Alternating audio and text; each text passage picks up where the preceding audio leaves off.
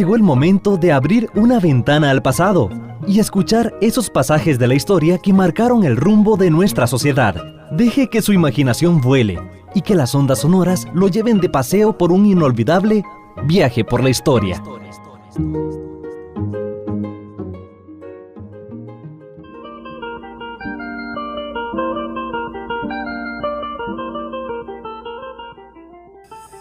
En la vida electoral y política del país pueden haber tal vez muchos momentos especiales. Y si uno analizara cada proceso electoral, uno podría decir que son tan específicos como propios para cada momento y que no son comparables, más allá de los resultados y aquellas cosas que pueden ser efectivamente comparables entre una elección y otra. Si nosotros analizamos la elección del 2018 con la del 2014 y la del 2010, tal vez encontramos mismos partidos repitiéndose, pero no encontramos a veces los mismos personajes, haciendo excepción de uno o dos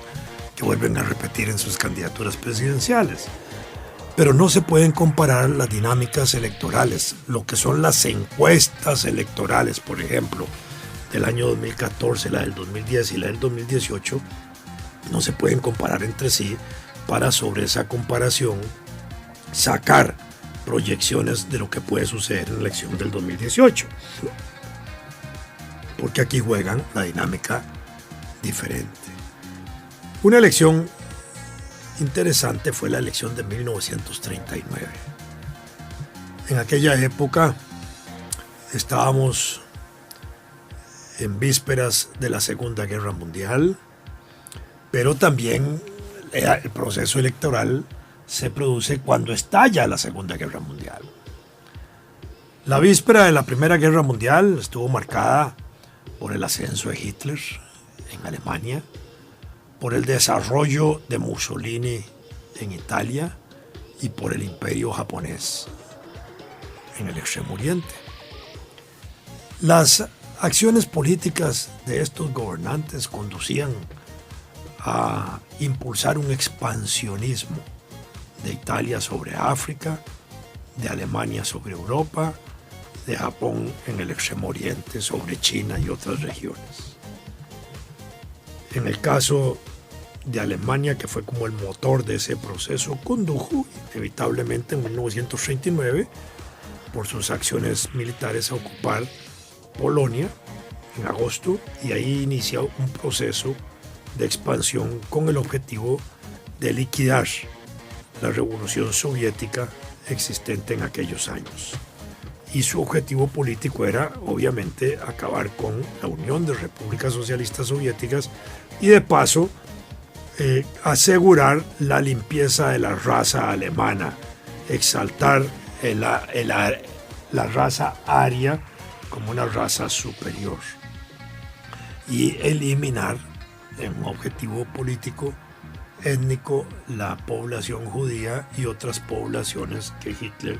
tenía en mente eliminar.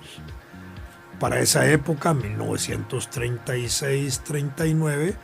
se produjo también una situación internacional conflictiva que fue la llamada Guerra Civil Española, mediante la cual se echa abajo el gobierno republicano que existía en aquella época, que había triunfado la República en 1930 hasta el 35-36. En ese periodo, esa república era una república donde se habían impulsado una serie de reformas muy significativas que tenía que ver incluso con las nacionalidades. El reconocimiento de las nacionalidades se da mucho en la República Española. Situaciones como la que hay hoy con los vascos, con los catalanes y con otros, había sido resuelto por la República Española. Y sin embargo, después se retorna a un dominio extraordinariamente antinacionalidades en España, que fue el resultado de la Guerra Civil Española, cuando triunfa Francisco Franco, sobre los republicanos, con una guerra que duró 3 años, a un saldo de 1.000 muertos diarios, es decir, más de 1 millón de muertos hubo en esa guerra. Y esa guerra produjo brigadas internacionales en favor de la República y el movimiento fascista internacional que se movió en favor de la sublevación de Franco. De manera que ese ambiente permeó toda la situación nacional del país. En Costa Rica existían los partidos tradicionales que habían venido formándose desde 1889-90, especialmente el Gran Partido Republicano, que era el gran partido liberal de la época, el grueso de los partidos. Se había impulsado un partido de características social cristianas, el Partido Reformista, pero ese ya en 1934 ya no existe. Habían surgido otros partidos ahí marginales y también un partido político muy importante que fue el Partido Comunista de Costa Rica, fundado en 1931, que empezó a ocupar un papel destacado a partir de ese momento hasta 1948 de manera creciente y cada vez más creciente. A ello se sumó su participación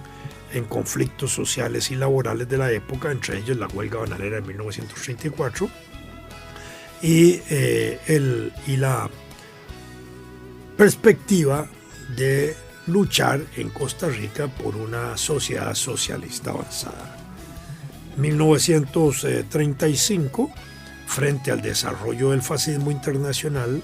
los comunistas a escala internacional habían elaborado una táctica de enfrentar el fascismo, el nazismo y el nacionalsocialismo con base a la unidad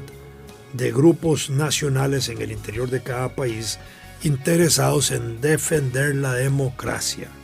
porque Hitler amenazaba la raíz democrática de las naciones. El gobierno, en términos de las políticas de Hitler, era antidemocrático, era para la constitución de gobiernos autoritarios tipo dictaduras, donde se excluía la existencia de partidos políticos que no eran de simpatía del régimen. De manera que la defensa de la democracia pasó a ser un elemento importante y la defensa de las libertades democráticas más importante todavía. De manera que cuando los partidos comunistas a escala internacional en 1935, resultado del 7º Congreso de la Internacional Comunista, como se llamaba la organización de los partidos comunistas que existían en esa época, conduce a elaborar frentes populares, que eran esas organizaciones aglutinadoras donde participaban comunistas y no comunistas para detener el avance del fascismo. Se impulsa eso como política internacional. Los comunistas de Costa Rica que participan en ese congreso en Moscú en 1935, a ese congreso asistió un líder sindical comunista, Rodolfo Guzmán, que era uno de los grandes líderes sindicales de la época, y vivió un año allá en la Unión Soviética conociendo la experiencia, la construcción del socialismo. Logró transmitir los resultados del Congreso del Internacional, que además se convocó en Cuba casi de inmediato a una reunión de representantes de partidos comunistas de América Latina que se reunieron en La Habana, donde también participó el Partido Comunista recién fundado de Costa Rica. En esa ocasión fue Arnoldo Ferreto Segura a La Habana a representar al Partido Comunista, y donde se transmitieron las experiencias del 7º Congreso del Internacional y especialmente el diseño de esas políticas antinazis pro democracia, de impulsar bloques de alianzas que se llamaron frentes populares para detener el fascismo. Incluso para las elecciones de 1935, el Partido Comunista intentó crear una especie de bloque de esa naturaleza sin ningún éxito. Ni siquiera lo pudo esbozar públicamente, aunque sí tuvo la información para hacerlo y tampoco les dio tiempo. Y por eso el gobierno de León Cortés, que asume en 1936, no pudo ser enfrentado con una política de esa naturaleza. Sin embargo, para las elecciones de 1939, con base a esa experiencia de frentes populares y con base a la experiencia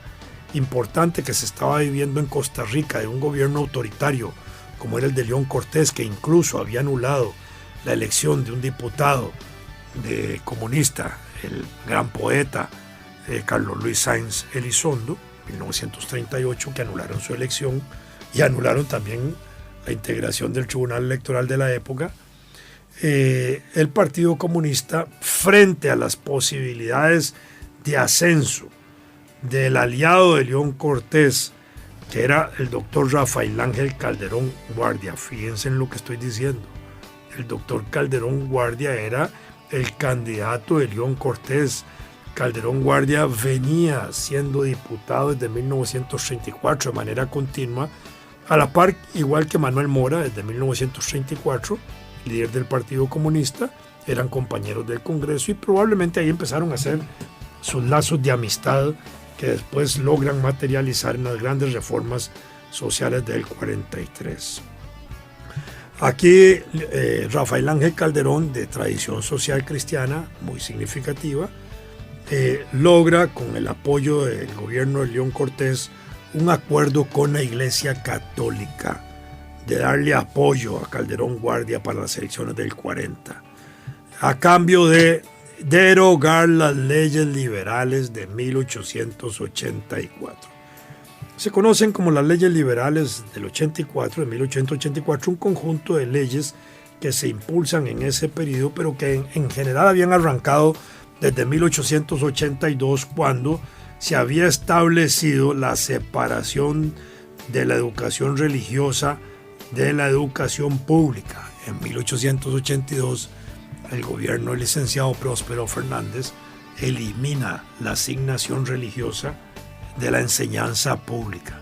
y deja que la enseñanza religiosa se cultive exclusivamente en el hogar, como debe ser, y en la iglesia, en este caso la Iglesia Católica, que era la religión dominante. Ya para esa época, 1884, se había empezado a permitir la entrada de otras religiones en Costa Rica. Digo permitir porque hasta 1870 no se permitía el ingreso de otras prácticas religiosas en Costa Rica.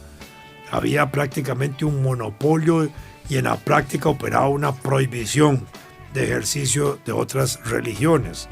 Pero cuando empezaron a construir el ferrocarril al Atlántico, como se llamó, como vinieron constructores extranjeros, inversionistas gringos e ingleses y trabajadores jamaiquinos, trabajadores italianos, trabajadores chinos, en fin, daba opción para que vinieran de otras comunidades religiosas. Se autorizó para que en esa zona de la construcción del ferrocarril empezaran a operar estas religiones y estas prácticas religiosas, y ahí se fue ampliando al resto del territorio nacional. De manera que, aún así, habían restricciones culturales. La iglesia elaboraba unos papelillos que circulaban en las casas de los católicos, que se ponían en las ventanas, donde se decía: en esta casa somos católicos y no admitimos propaganda protestante de ningún tipo. Fernando Durán Ayanegui, que fue rector de la Universidad de Costa Rica, comentando sobre estos asuntos, dijo que a él le tocó también vivir en Alajuela en la década del 40, cuando a la par de ese letrerillo decía: en esta casa somos católicos y no aceptamos propaganda protestante ni comunista. Bueno, yo nunca vi ese tipo de propaganda. Me crié en barrios donde solo se rechazaba a los protestantes por ese tipo de notas, pero en algunas comunidades también operó el prejuicio anticomunista de esa forma, avalado también por la Iglesia Católica. Entonces, 1900, esas leyes liberales establecieron limitaciones al ejercicio público de la práctica religiosa. Por ejemplo, no se podían hacer procesiones públicas nada más que el jueves y el viernes santo y el día del santo de la localidad. Santa Bárbara, entonces el día de Santa Bárbara. San Pablo, el día de San Pablo. San Pedro, el día de San Pedro. San José, el día de San José, y así sucesivamente. Y hasta se restringió el uso de la sotana en los sacerdotes de manera pública, restringiéndolo casi al ámbito eclesiástico. No podían andar con sotana en las calles, aunque de vez en cuando salían sin que hubiera ningún mayor problema, pero en teoría había cierta restricción de eso. Se ordenó la expulsión del obispo Till, imagínense lo que es eso en aquella época, en un momento determinado, la expulsión de órdenes religiosas como los jesuitas y la Orden de Sion. Se le quitó la administración de los cementerios a la iglesia, que en esa época los tenían de carácter eclesiástico, entonces ahí no podían enterrarse gente que se suicidaba, gente de otras religiones, en fin, gente que se considerara en pecado por la iglesia no podía ser enterrada ahí. Y como ya empiezan a llegar extranjeros que se mueren en Costa Rica, o gente que moría en duelo, en esa época murió un ministro en duelo, y tampoco la iglesia aceptaba ser enterrado, entonces tuvieron que tomar los cementerios, el Estado, para asegurar ese tipo de entierros y sepulturas. Y se tomaron entonces medidas muy fuertes en materia de matrimonio. El matrimonio en aquella época, el reconocido era el matrimonio celebrado únicamente por la Iglesia Católica. Hasta 1888 era así, incluso la Iglesia llevaba el registro prácticamente de población, ahí se hacía el registro de nacimientos, el registro de, internamente de confirmación, de bautizo, de comunión y de matrimonios y de defunciones también. Pero en 1888 se tomó una decisión muy importante por parte del Estado de Costa Rica, que es de declarar el matrimonio civil como el único válido para la sociedad costarricense. Y el matrimonio eclesiástico, el que se realiza en iglesia, se sigue realizando en iglesia católica en aquella época, pero sin ningún valor legal. Adquiere valor legal hasta el momento en que se inscribe en el registro civil, como se hace todavía hoy. En ese sentido, como los sacerdotes realizaban matrimonios, entonces se les otorgó el carácter de auxiliares del registro civil y tienen obligación todavía los sacerdotes en esa condición de inscribir los matrimonios que se hacen en la vía eclesiástica. Mientras no se inscriban, no adquieren ningún valor legal ni ningún reconocimiento legal. Esto es importante entenderlo por la discusión reciente que hay alrededor de matrimonios en Costa Rica. Matrimonio es un contrato entre dos personas, así se reconoce. Hombre y mujer ha sido lo tradicional, pero bien podría ser entre hombre a hombre, mujer, ¿verdad? Si el Estado también lo reconoce de esa forma, y los matrimonios eclesiásticos solo se reconocen entre hombre y mujer y se siguen haciendo entre hombre y mujer, de acuerdo a esa práctica eclesiástica, no hay otra forma de hacerlos. 1939, la campaña electoral estuvo muy cargada políticamente con un candidato, Rafael Ángel Calderón Guardia, de tradición social cristiana muy fuerte, educado en una universidad católica en Europa, en Alhuayna de Bélgica, y de una familia muy tradicionalmente católica, que se compromete a derogar, a eliminar esas leyes liberales y a restablecer la educación religiosa en las escuelas y colegios, a cambio del apoyo popular. Frente a eso, frente a la amenaza de derogar las leyes liberales, se intentó por parte del Partido Comunista de Costa Rica, por parte de liberales independientes, entre ellos Ricardo Jiménez Oriamuno, que se retira del Partido Republicano para enfrentar la candidatura a Calderón Guardia por esas intenciones de derogar las leyes liberales, por los masones, por el Partido Confraternidad Guanacasteca en aquella época, que intentan crear un frente popular que se llamó Alianza Nacional Democrática, que lo intentaron organizar, trabajó unas semanas y después se disolvió sin posibilidad de ir unidos a las elecciones para enfrentar a Calderón Guardia. Así, esa elección de 1939 se intenta por primera vez un frente unido de partidos políticos, una coalición electoral fuerte para enfrentar la derogatoria de las leyes liberales. Y así entró Calderón Guardia al gobierno de la República, triunfando en aquel momento con 88% de votos a su favor, un 11% para los comunistas y un 1% para el Partido Confraternidad Guanacasteca, que fueron los tres partidos que participaron en el año 39. La guerra avanzó, se produce una crisis internacional, esa crisis repercute en 1941 de manera muy fuerte en Costa Rica se cierra el mercado europeo de la producción, de la exportación del café y del comercio del café, entra el país en crisis y el Partido Comunista elabora un plan nacional de emergencia para salir de la crisis de guerra, que va a ser el documento con el cual a partir de ese momento va a empezar a negociar lentamente con el gobierno la posibilidad de impulsar un plan de emergencia de esa naturaleza. Ello se agudiza con la declaratoria de guerra que hace Costa Rica al gobierno nazi alemán, al gobierno fascista de Italia y al imperio japonés en diciembre de 1941, cuando con motivo del ataque de los japoneses a la base norteamericana de Pearl Harbor, Costa Rica se solidariza con los Estados Unidos declarando la guerra a esos tres países. Y al declarar la guerra se produce un rompimiento interno aquí del grupo de Calderón con el grupo de León Cortés que lo había llevado a la presidencia. Y el grupo León Cortés era el grupo que estaba apoyado por los alemanes nacionales, muchos de ellos simpatizantes del nazismo, por los italianos nacionales y por el impacto que tenía la economía nacional en aquellos años con Alemania nazi. De manera que al declarar la guerra entramos en una crisis política institucional de falta de apoyo al gobierno por parte de los grupos que lo habían llevado al gobierno, y se crean las condiciones para que los sectores opositores encabezados por el Partido Comunista le ofrezcan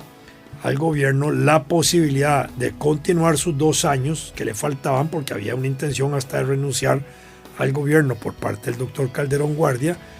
en una situación también particular, que es cuando había llegado a la jefatura de la Iglesia Católica en 1939 Monseñor Víctor Manuel Sanabria Martínez, uno de los hombres más inteligentes que ha dirigido la Iglesia Católica de Costa Rica, de naturaleza muy anticomunista, pero muy inteligente en entender que para asegurar la derogatoria de las leyes liberales, que ya se había empezado a hacer, y para afirmarla y en medio de la crisis internacional de la guerra, había que sostener al gobierno de Calderón Guardia, y que en esa circunstancia de sostenimiento del gobierno de Calderón era importante ahí apoyar la alianza estratégica que se estaba conformando entre el gobierno de Calderón Guardia y los comunistas alrededor del pacto que va a terminar siendo el pacto de las garantías sociales, en lo cual Monseñor Sanabria estaba de acuerdo, y conduce igualmente a sacar un compromiso de los comunistas en esos acuerdos. Uno de ellos, que el Partido Comunista cambia de nombre, entonces se pasa a llamar Vanguardia Popular. Acuerdo de la Iglesia a reconocer al Partido Vanguardia Popular como una organización a la cual los católicos podían ingresar sin cargo de conciencia alguna, es decir, no era un pecado entrar al Partido Comunista. 2, que el Partido Comunista cediera un campo en la Junta Directiva de la Caja Costarricense del Seguro Social, que tenía 2 campos en representación del movimiento sindical. En ese momento le dan un campo a la Iglesia, para lo cual la Iglesia había creado una nueva organización sindical paralela a la que tenían los comunistas, y en ese sentido se divide el movimiento sindical en 2 organizaciones sindicales, una dirigida por los comunistas y otra por la Iglesia, y le dan campo en la junta directiva al representante de la Rerum Novarum, como se llamó la Confederación de Trabajadores de la Iglesia, y así llegó a la junta directiva de la Caja el padre Benjamín Núñez Vargas, que había sido un sacerdote entrenado por la Iglesia en materia sindical en Estados Unidos, junto con su hermano Santiago, que había sido preparado en el campo del cooperativismo para contribuir al fortalecimiento del movimiento cooperativo nacional, que estaba ya cobrando mucha fuerza, especialmente después de 1936, con el apoyo del Banco Nacional de Costa Rica en aquellos años. Y así se produce esa alianza estratégica tan importante para la vida del país, que resulta en el pacto de las garantías sociales y en la aprobación del Código de Trabajo. Esto es importante entenderlo, porque hay momentos en la sociedad y en la vida de un pueblo como el nuestro en que se pueden llegar a acuerdos nacionales para salir de crisis económicas o de crisis sociales o de crisis políticas profundas. Este fue un acuerdo importante de esa naturaleza, que sin lugar a dudas creó las bases y las condiciones de la Costa Rica moderna. La Caja Costarricense del Seguro Social, que surge antes del pacto, impulsada por el doctor Calderón Guardia, la Universidad de Costa Rica, impulsada por el doctor Calderón Guardia, son dos elementos adicionales, pilares de esa Costa Rica moderna y de sostenimiento de ellas. Lo mismo que el Código de Trabajo, que aunque había habido intentos de hacerlo en 1928, es hasta 1943 que se logra materializar. Resultado de un pacto social, sí, de un pacto político, sí. Es posible realizar ese tipo de pactos en una situación de un país que requiere un pacto nacional para salir adelante en la época actual. Yo creo que sí hay condiciones para eso. Lo que se necesita es voluntad política, como la hubo de parte del gobierno de la República del doctor Calderón Guardia, como la hubo de parte de la Iglesia Católica encabezada por Monseñor Víctor Manuel Sanabria, y como la hubo de parte de Manuel Mora Valverde, secretario general del Partido Comunista, las tres fuerzas morales más importantes de aquella época: la fuerza del gobierno, la fuerza espiritual de la Iglesia y la fuerza de la clase trabajadora representada por el Partido Comunista.